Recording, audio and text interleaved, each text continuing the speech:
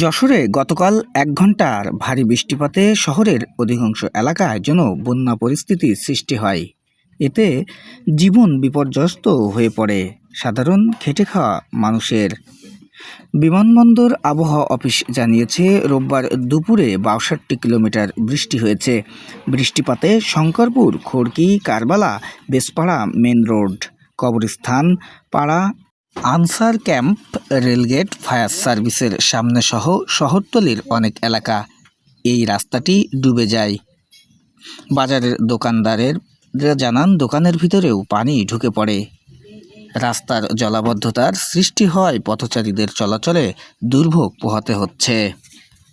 শহরবাসীর প্রশ্ন, পৌরসভা কর্তৃপক্ষ সঠিকভাবে ড্রেনেজ পরিষ্কার করেনি, এই কারণেই জলাবদ্ধতার সৃষ্টি হয়েছে। এ ব্যাপারে যশোর পৌরসভার প্রধান নির্বাহী কর্মকর্তা সৈয়দ মোর্শেদ আলী জানান, ড্রেন পরিষ্কার করার কারণেই বৃষ্টি হওয়ার পরে পানি সরে গেছে, কিন্তু জায়গায় জায়গায় পানি বের হওয়ার মুখে পলিথিন জমে থাকায় জলাবদ্ধতা হয়েছে। সেগুলো পরিচ্ছন্নর কাজ পরিচ্ছন্ন কর্মীরা অব্যাহত রেখেছে।